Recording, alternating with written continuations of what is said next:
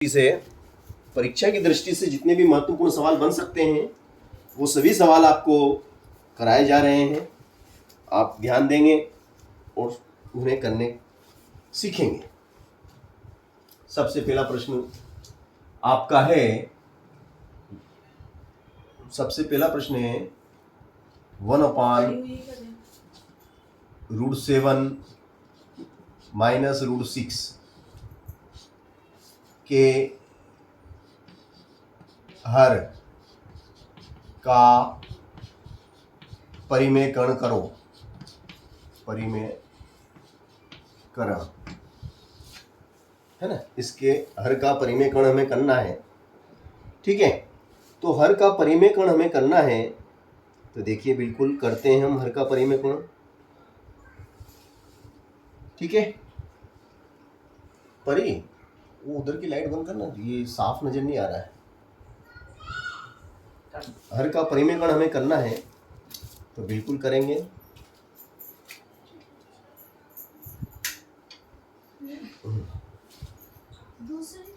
दो मिनट रुको।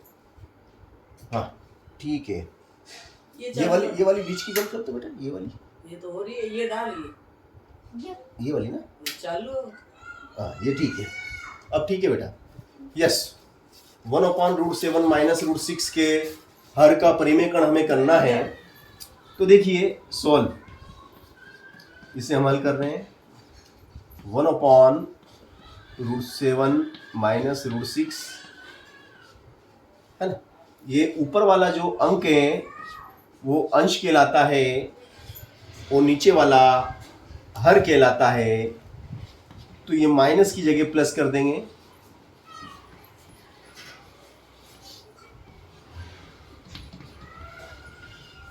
इस तरीके से तो एक का गुणा इस कोष्टक में करेंगे तो नो चेंज, कोई चेंज नहीं होगा।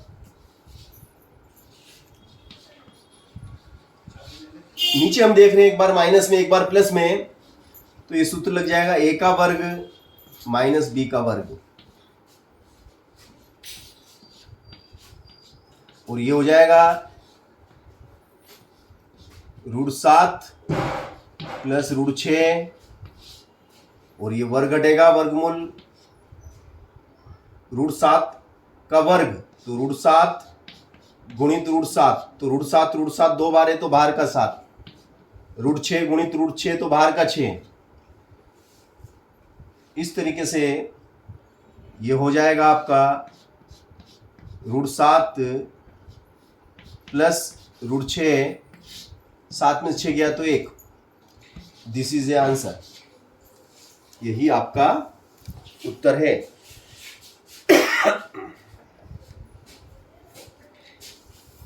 ये हमने हर का परिमेयकरण करके आपको हल करके दिखाया। ठीक है ना। नेक्स्ट क्वेश्चन इसी क्रम में लेते हैं हम।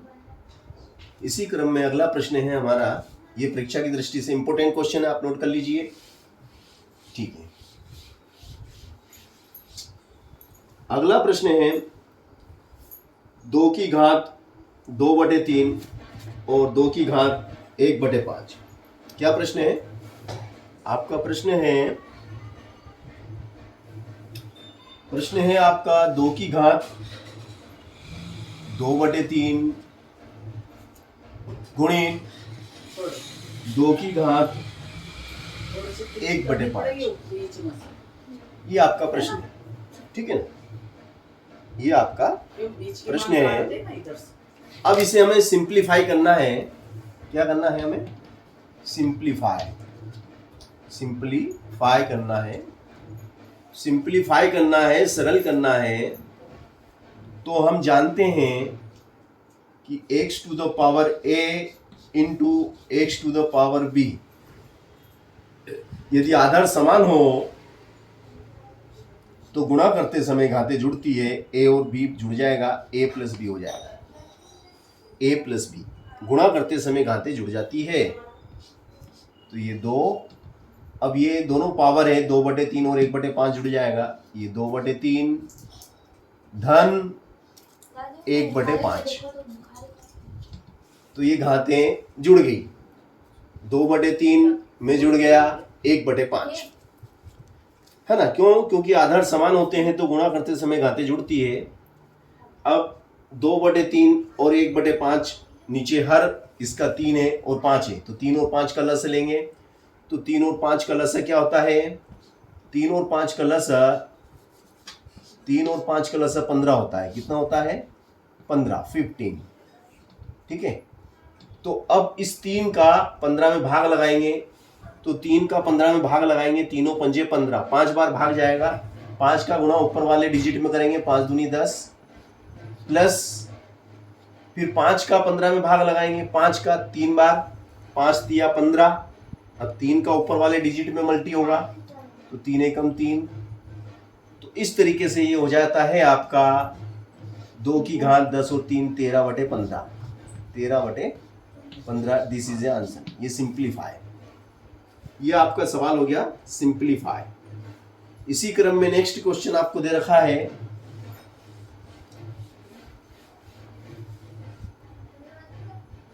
11 की घात 1/2 बटे 11 की घात 1/4, 1/4। ये सवाल है आपका। 11 की घात 1/2 बटे में 11 की घात 1/4। अब यहां पर भी आप देखें तो जो सूत्र आपका क्या कहता है? सूत्र कहता है कि x⁴ upon x⁴ v is equal to x⁴ a - b। ये आपका फार्मूला है। तो ये हो जाएगा 11 की घात 1/2 माइनस 1/4, 11 की घात 1/2 माइनस 1/4।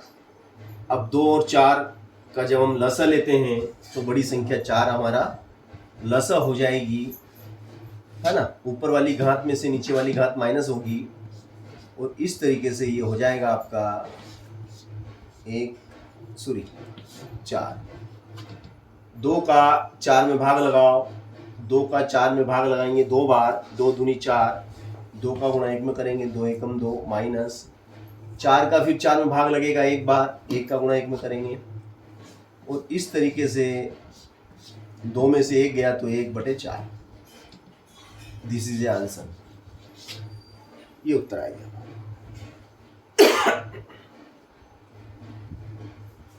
ठीक है।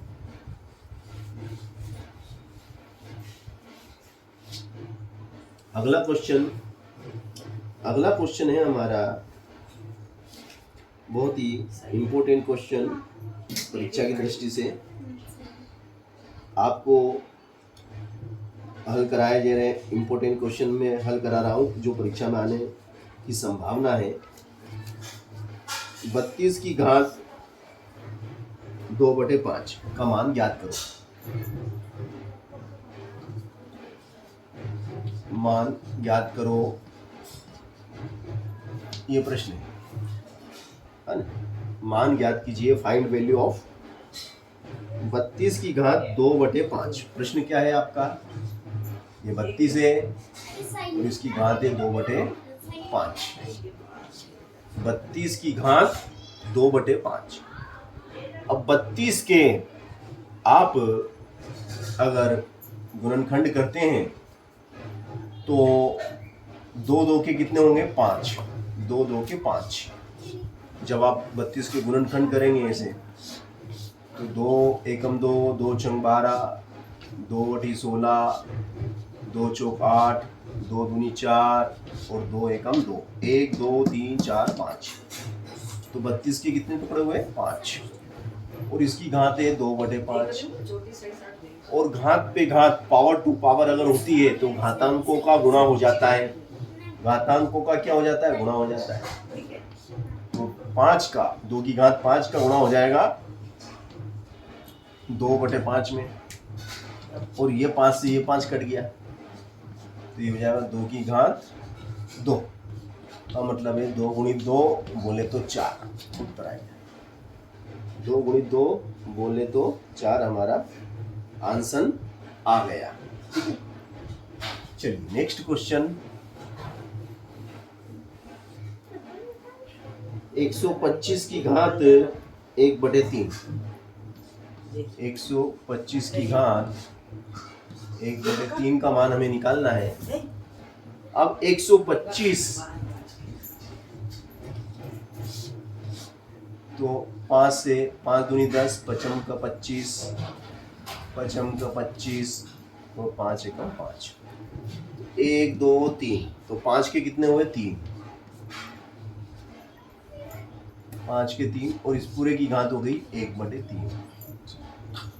अब पावर टू पावर घातांकों का गुणा हो जाएगा, तो 5 की घात 3 का 1/3 में गुणा बराबर 5। ये आंसर है भाई, धीरज से। अब ये आपका कंप्लीट हुआ।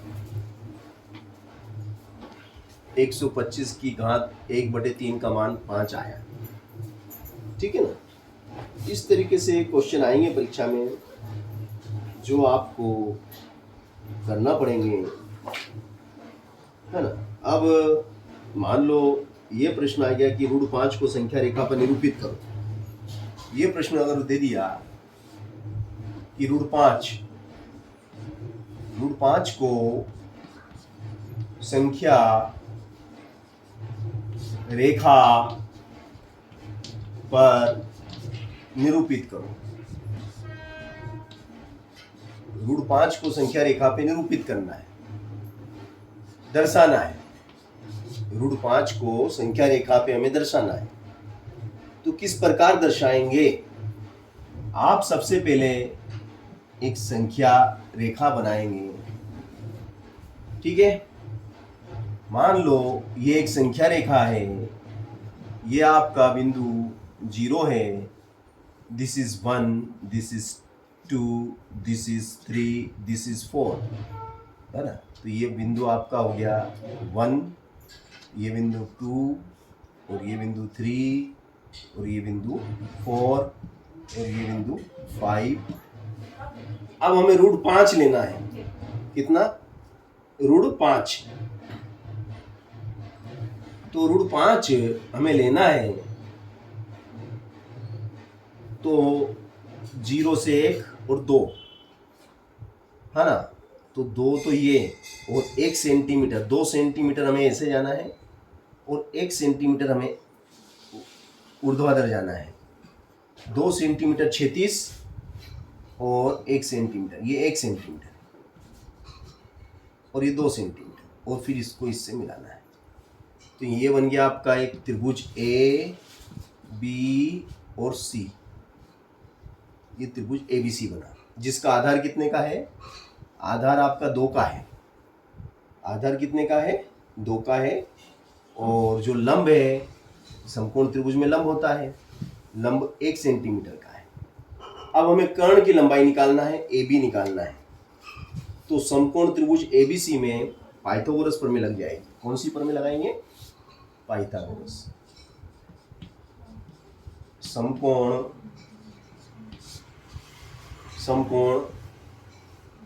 त्रिभुज ABC में पाइथागोरस प्रमेय। कौन सी प्रमेय? पाइथागोरस।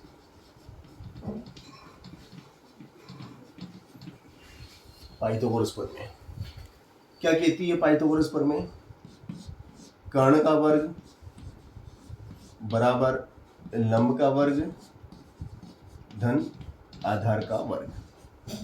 अब कर्ण कितना है? कर्ण AB का वर्ग,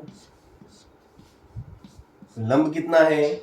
1 का वर्ग, आधार कितना है? 2, आधार 2 है, 2 का वर्ग। यहां से यहां तक कितना है? ये 2 है, ठीक है। 1 का वर्ग तो 1 ही हो गया, 1 का वर्ग 1, 2 का वर्ग 4 और ये हो गया AB का वर्ग, AB का वर्ग। अब ये हो गया 5, वर्ग घटेगा तो वर्गमूल लगेगा, यानी कि ए बी बराबर क्या हो जाएगा आपका, ए बी बराबर √5। ए बी का मान आ गया √5। अब हम क्या करेंगे कि अब हम प्रकार लेंगे और प्रकार की जो लोहे की नोक है वो यहाँ रखेंगे और पेंसिल की नोक को बी पे रखेंगे, लोहे की नोक को इस बिंदु ए पे रखेंगे और इस प्रकार से हम एक वृत्त बनाएंगे। ये यहाँ पे ये नोक है, इस प्रकार से ये नोक है और ये एक वृत्त बनेगा। ये इस प्रकार से वृत्त जाएगा, ये इस प्रकार से एक वृत्त बनेगा।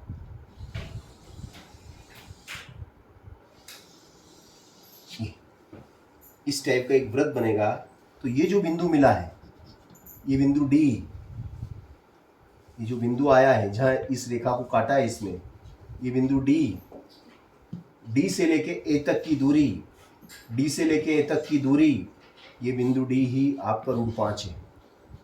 ये जो बिंदु डी है, ये बिंदु डी ही आपका √5 है।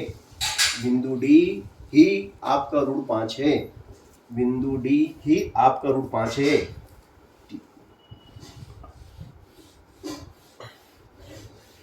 चलो, ये भी आपका कंप्लीट हुआ। अब हम आगे चलते हैं और इसी क्रम को आगे बढ़ाते हुए अगला प्रश्न हम लेते हैं। देखिए, एक बिंदु x अक्ष पर स्थित है। यदि मान लो कोई बिंदु है ना,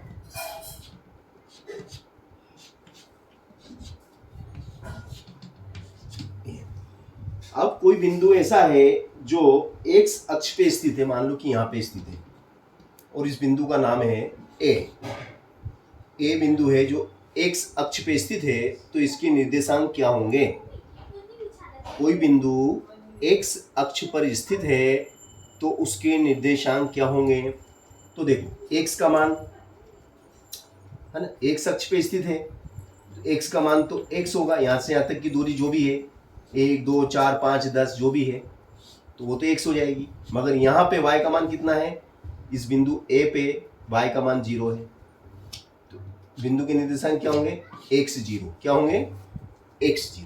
अगर बिंदु y अक्ष पे स्थित है, अगर बिंदु यहाँ पे y अक्ष पे स्थित है, तो यहाँ पर बिंदु मान लो b है।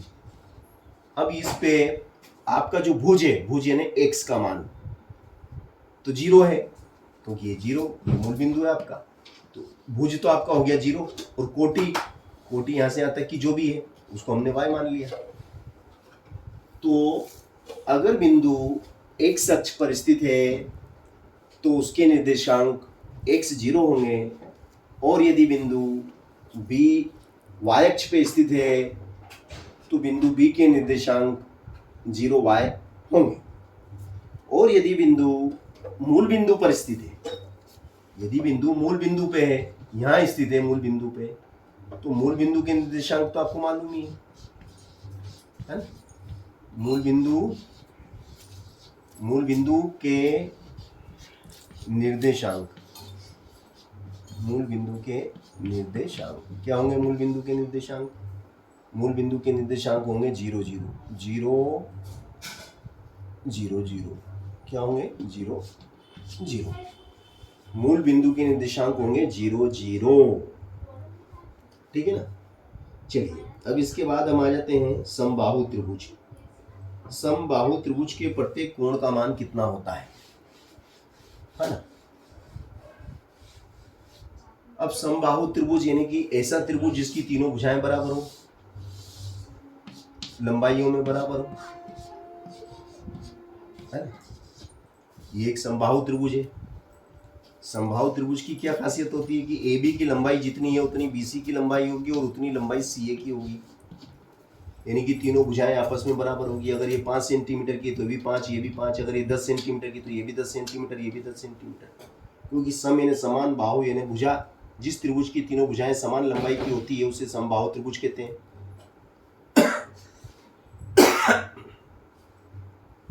और यदि भुजाओं की लंबाइयां बराबर है समान है तो कोण भी समान होंगे, तो बराबर भुजाओं के सामने के कोण भी बराबर होते हैं।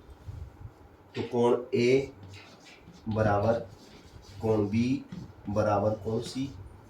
अब तीनों कोण बराबर है। अब तीनों कोण बराबर है तो हमने मान लिया कि x डिग्री के, इसको हमने x डिग्री मान लिया कि भैया ये भी x डिग्री का है, ये भी x डिग्री का है और ये भी x डिग्री का है ना। अब तीनों कोण बराबर हैं, तो तीनों कोण बराबर हैं तो तीनों कोणों, त्रिभुज के तीनों कोणों का योग कितना होता है? त्रिभुज के तीनों कोणों का योग कितना होता है? 180 होता है, हमको मालूम। a कितना है बोले x, b कितना है बोले x, c कितना बोले x, बराबर कितना 180। तो 1x 2x 3x, कितने x हो गए? 3x हो गए। तो 3x बराबर कितना 180, x बराबर कितना 180 बटे 3, गुणा वाली चीज बटे में आ जाती है, 3 छंग 18, 0 का 0, तो x बराबर कितना हो जाएगा 60 है, x बराबर 60 डिग्री, x बराबर 60 डिग्री, x का मान कितना 60 डिग्री, यानी कि ये भी आपका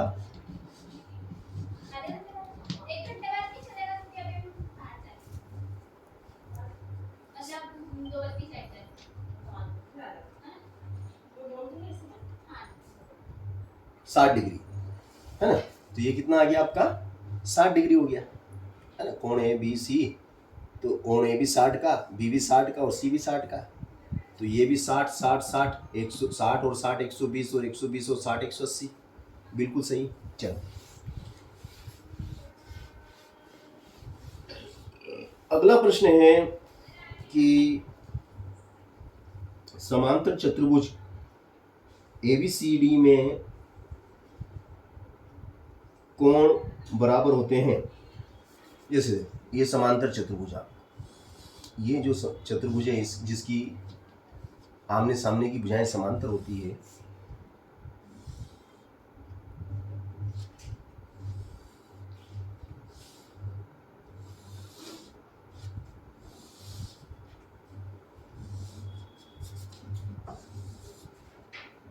ये A, ये B, ये C और ये D, ये दोनों आपस में बराबर है और ये दोनों आपस में बराबर है।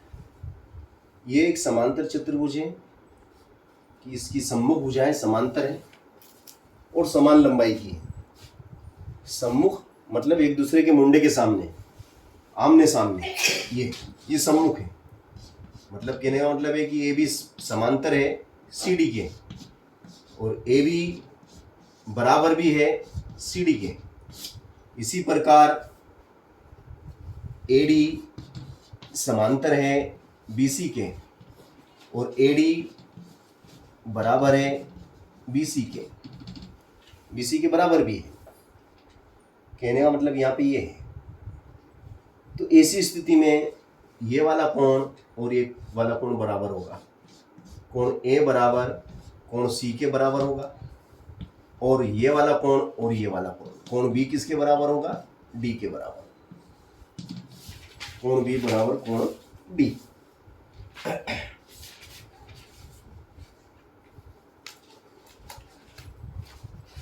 ये भी एक कॉन्सेप्ट आपको बताना था।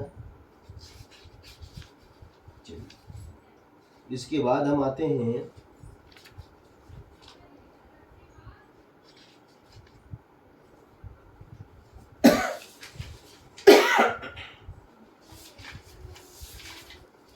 ये भी बहुत मोस्ट क्वेश्चन है जो कि मुझे बताना है, आपको बता ही देता हूँ।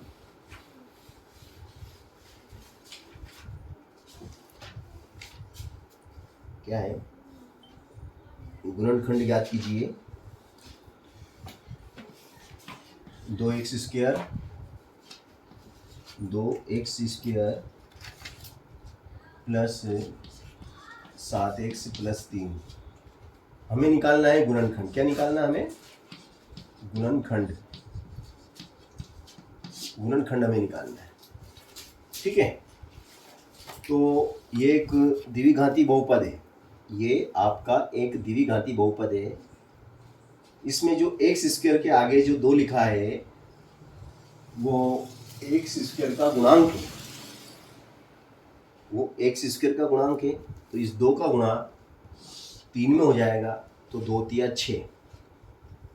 तो गुणा करने पे 6 आना चाहिए, गुणा करने पर 6 आ जाए और जोड़ें तो 1 आ जाए, तो ये हो जाएगा आपका 6 एकम 6, 6 और 1 7, और एक ग्रुप ये बनेगा, एक ग्रुप ये बनेगा। 2 एक्स आप बाहर ले लेंगे तो 1 एक्स रह जाएगा, 2 तिया 6, यहाँ से 1 बाहर लेंगे तो एक्स और 1 तिया 3, और इस प्रकार से x धन 3 इसमें भी है, इसमें भी है, तो ये कॉमन हो जाएगा, और नेक्स्ट ब्रैकेट में 2x प्लस 1। ये आपका सवाल था।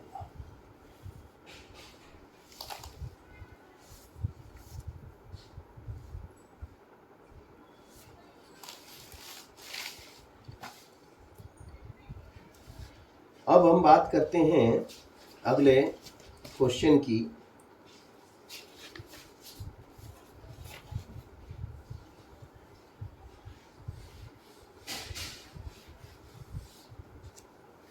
क्वेश्चन है आपका 27y की घात 3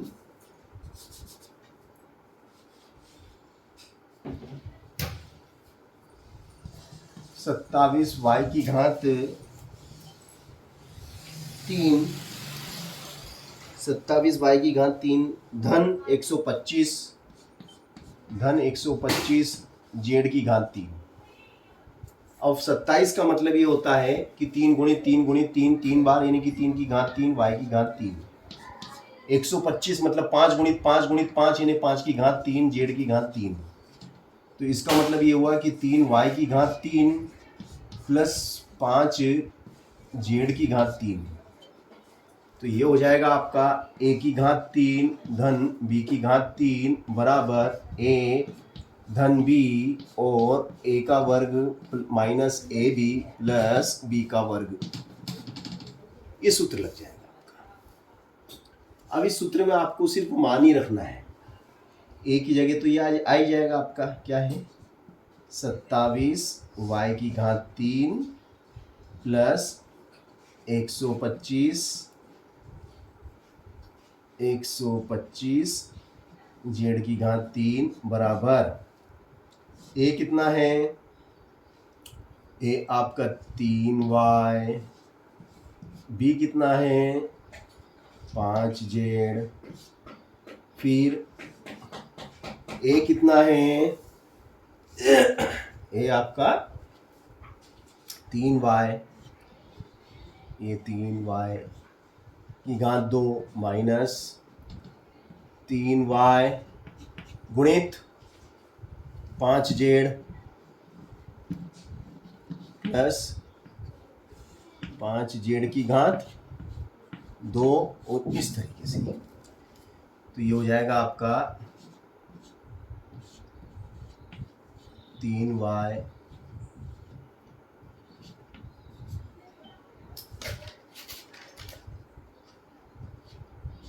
प्लस 5 जेड, 3 तिया 9 y की घात 2 माइनस 5 तिया 15 वाई जेड प्लस 5 का 25 जेड की घात 2।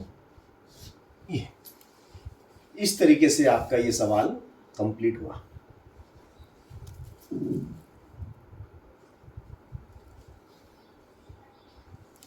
चलिए अब हम आगे चलते हैं।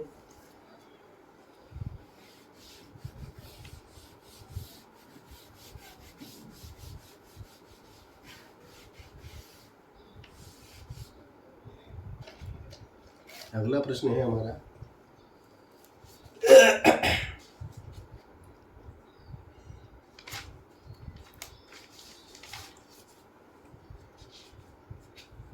समीकरण x plus 2y, x plus 2y बराबर x प्लस 2y बराबर 5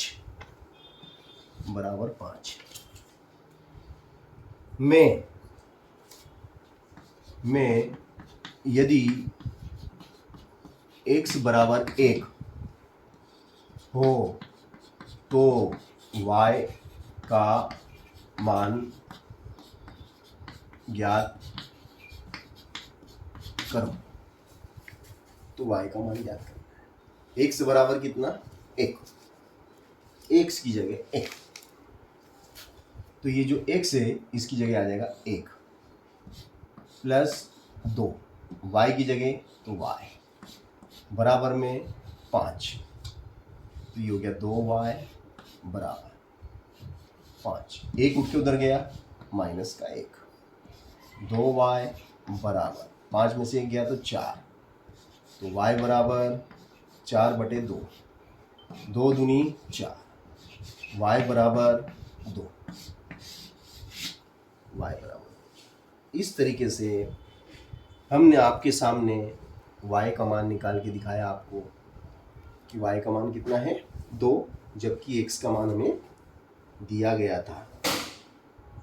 ठीक है, अगला प्रश्न है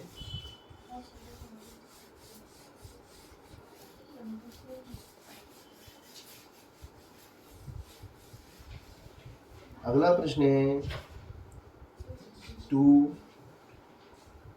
plus root 2 and 2 minus root 2 का मान ज्ञात करो, का मान ज्ञात करना है ना। अब इसका हमें मान ज्ञात करना है तो ये हो जाएगा a प्लस बी और ये हो जाएगा a माइनस बी, एक बार प्लस में एक बार माइनस में, तो ये हो जाएगा a का वर्ग माइनस b का वर्ग, तो ये हो जाएगा 2 की घात 2 रूट 2 की घात 2, 2 की घात 2 4, रूट 2 2 बार है तो बाहर का 2 बराबर 2। दिस इज आंसर, ये आपका आंसर। अब आपको जो बहुपद दिया गया है उस बहुपद का आपको शून्य ज्ञात करना है। क्या ज्ञात करना है, दिए गए बहुपद का शून्य ज्ञात कीजिए। शून्य मैंने बता ही दिया था आपको डेफिनेशन, किसी भी बहुपद का शून्य वह संख्यात्मक मान होता है जिसको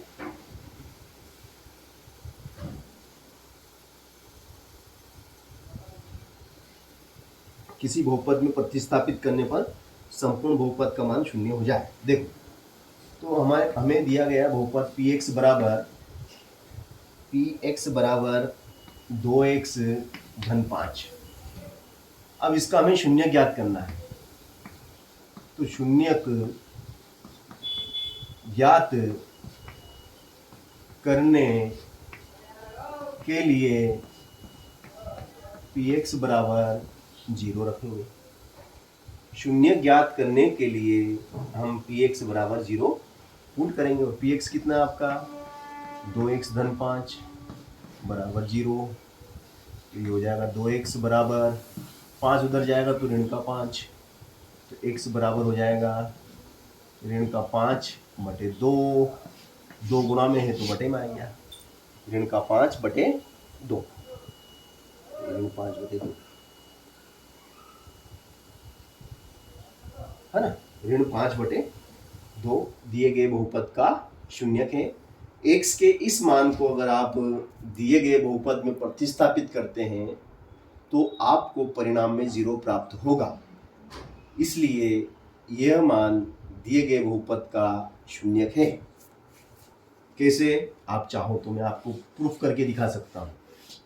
देखो, 2 x की जगह रख दो कितना -5/2 और फिर धन का 5, ये धन का 5, ठीक है, तो 2 से 2 कट गया, तो ऋण का 5 और धन का 5, क्या बचेगा 0 बचेगा कि नहीं, 0 बचेगा या नहीं बचेगा। तो इस तरीके से आपके सामने ये 0 बचा।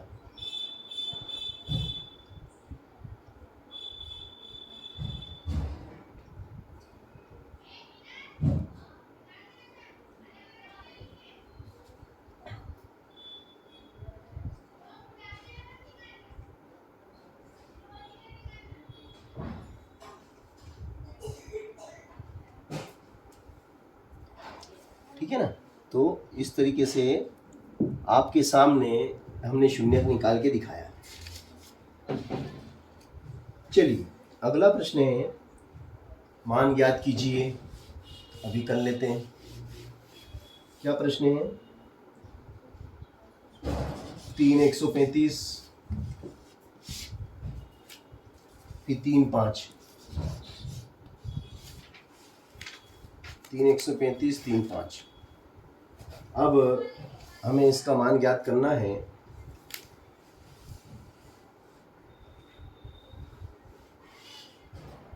चलो, इसकी अंदर 3 करनी में 3, तो एक बड़ी करनी लगा दो। ये हो जाएंगे 135/5। 5 से काट दो। 5 दूनी 10 और 5 7 35। 5 7 35। तो ये हो जाएगा 3 गुणित 3 गुणित 3। तो ये हो गया बाहर का 3। This is answer. ये आपका आंसर आ गया।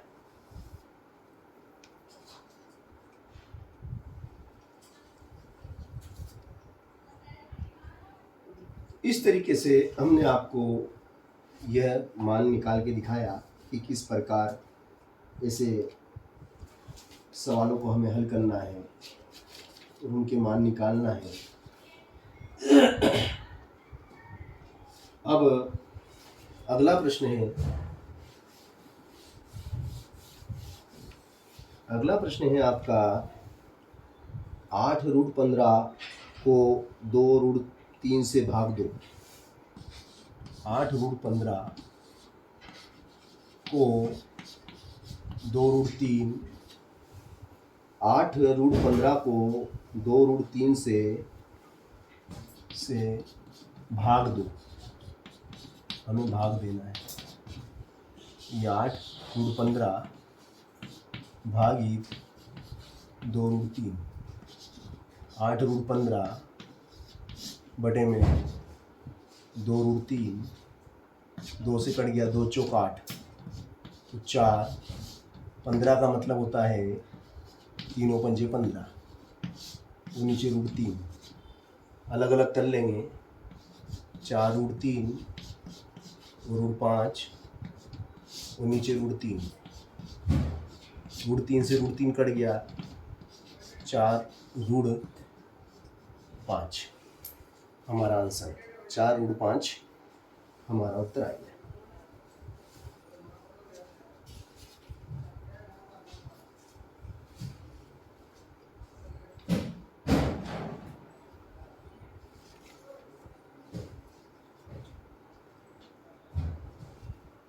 अब अगला इंपॉर्टेंट क्वेश्चन है आपका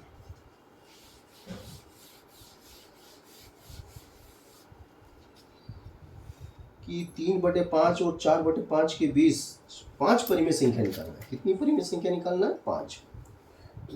3/5, 3/5 और 4/5।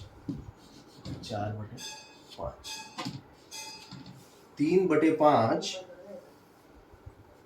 और 4/5 के बीच 5 परिमेय संख्या ज्ञात कीजिए। 5 परिमेय संख्या ज्ञात कीजिए। तो ये 3/5, इसमें 20 का गुणा करेंगे। सॉरी, इसमें 20 का ऊपर होगा तो 20 का नीचे होगा। इसमें भी 20 का ऊपर होगा और 20 का नीचे। तो हो जाएगा 20 तिया 60 और 20 पंजे 100। 20 चौक 80 और 20 पंजे 100।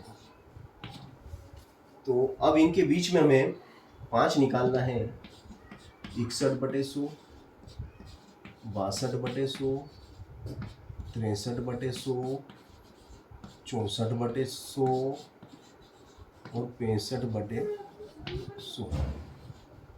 1 2 3 4 5, ये 5 परिमेय संख्या हमने बड़ी सहजता और सरलता से, आसानी से इनके बीच में ये 5 परिमेय संख्या आपको ज्ञात करके दिखाई। तो इस प्रकार आप परिमेय संख्या से संबंधित सवालों को बड़ी आसानी से कर सकते हैं, समझ सकते हैं